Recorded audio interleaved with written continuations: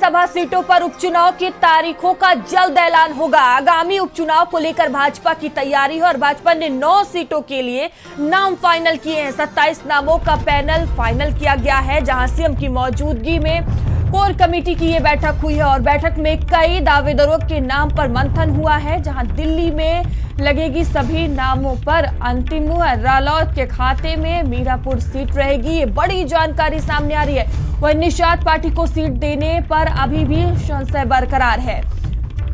बता दें कि 10 विधानसभा सीटों पर उपचुनाव होना है और इसको लेकर भारतीय जनता पार्टी पूरी तरह से एक्शन मोड में नजर आ रही है। आप देखिए जो जानकारी सामने आ रही है कि कई सीटों पर नामों पर मुहर लग चुकी है और दिल्ली में अंतिम मुहर लगेगी तो नामों को फाइनल कर लिया गया है। रालोद के खाते में मीरापुर सीट रहेगी, ये बड़ी जानकारी सामने आ रही है। निषाद पार्टी को सीट देने पर अभी भी संशय बरकरार है। तो 10 विधानसभा सीटों पर उपचुनाव की तारीखों का जल्द ऐलान होगा।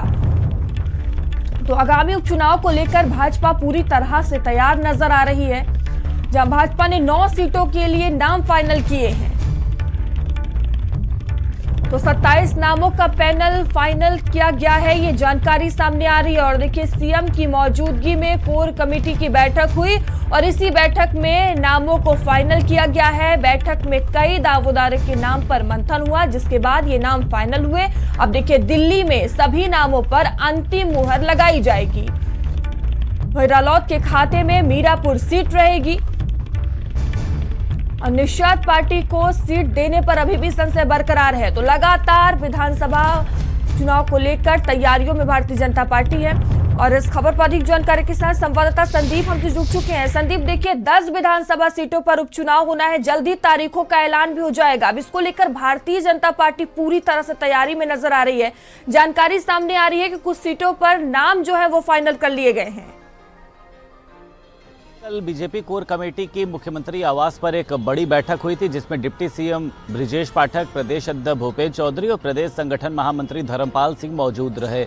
और ये बैठक देखिए प्रत्याशी के नामों को लेकर इसमें चर्चा हुई है। लगभग एक सीट पर 3 नाम रखे गए हैं, यानी लगभग अगर 9 सीटें हैं तो 27 नामों का जो पैनल है वो अभी यहाँ पर फिलहाल तैयार कर लिया गया है। और अब ये जो पूरे नाम हैं इनको दिल्ली में आला कमान को भेजा जाएगा और वहाँ से इन सभी जो नाम हैं उन पर अंतिम मोहर लगेगी, यानी वही जो 9 प्रत्याशी होंगे वो विधानसभा के उपचुनाव में चुनाव लड़ेंगे। अब देखिए चर्चा ये सामने निकल कर आ रही है कि जो रालोद से यानी सहयोगी जो इनके दल हैं, रालोद को 1 सीट दी जा सकती है, यानी 1 सीट पर ही रालोद को सिमटना पड़ेगा, संतोष करना पड़ेगा और वो सीट होगी मीरापुर, जो चंदन चौहान के सांसद बन जाने के बाद में खाली हुई है।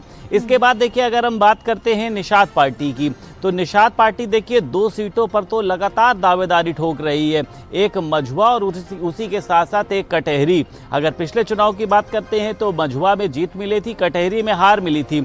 लेकिन जब भी देखिए संजय निषाद से मेरी बात होती तो वो यही कहते हैं कि ये 2 सीटें जो है ये भारतीय जनता पार्टी को निषाद पार्टी को देनी चाहिए, वरना वो वोट क्यों देगा। उन्होंने लोकसभा चुनाव का भी हवाला दिया कि इन्होंने सीट सही तरीके से नहीं दी थी, तो चुनाव जो है वो आपने देखा किस तरीके के परिणाम आए। कई ऐसी सीटें हैं, देखिए सीसामऊ की बात कर ले, मिल्कीपुर की बात कर ले, इन सीटों को खैर है, इन सीटों को भारतीय जनता पार्टी अपने पास में रखना चाहती है। यानी इस उपचुनाव में भारतीय जनता पार्टी सहयोगी दलों में से सिर्फ एक यानी रालोद को 1 सीट देगी। निषाद पार्टी को सीट देने पर फिलहाल जो है वो अभी संशय बना हुआ है, क्योंकि देखिए लोकसभा चुनाव का परिणाम सभी ने देखा। चाहे शोभा सपा की बात करें, उन्होंने तो दावेदारी ही नहीं ठोकी है। अपना दल की बात करें, निषाद पार्टी की बात करें, तो इन लोगों का जो प्रदर्शन है वो बहुत अच्छा नहीं रहा और भारतीय जनता पार्टी अब किसी भी तरीके का रिस्क लेना नहीं चाहती है। सहयोगी दलों की भी देखिए मजबूरी है, उनका कोई अपना बहुत ज़्यादा जनाधार बचा नहीं है, तो ऐसे में उनके पास भारतीय जनता पार्टी को छोड़ने का भी विकल्प नहीं है। लेकिन हाँ, अंदर खाने से अपनी बात कर रहे हैं। संजय निषाद सीएम के पास जाते हैं, अपनी बात करते हैं और बताते हैं कि हमने 2 सीटों के लिए कहा है और हमें लगता है कि भाजपा का आला कमान ये 2 सीटें निषाद पार्टी को देगा और अगर नहीं भी देता है तो फिर जो एनडीए के सहयोगी दल के होंगे या जो भी एनडीए का प्रत्याशी होगा उसको जीत दिलाई जाएगी। लेकिन ये मुझे लगता है सहयोगी दलों के लिए देखिए एक चिंता का विषय है। जनाधार कम होने से कहीं ना कहीं से उनका देखिए वजूद जो है वो भी कम हो रहा है, क्योंकि अगर निषाद पार्टी को 1 भी सीट नहीं मिलती है तो मुझे लगता है कि जो निषाद पार्टी के समर्थक हैं, क्योंकि संजय निषाद इसको लेकर खुला बोल चुके हैं, माइक पर बोला है उन्होंने कि अगर निषाद पार्टी को एक भी सीट नहीं मिलेगी तो वो आखिर चुनाव में वोट क्यों देगा। निषाद पार्टी का एक अपना पूरा समाज है। तो अब ये देखना है, क्योंकि देखिए ये चर्चा चल रही है कि 8 तारीख के बाद में कभी भी निर्वाचन आयोग जो है वो चुनाव की घोषणा कर सकता है। तमाम तरीके से जानकारी कल भी सामने निकल कर आई है।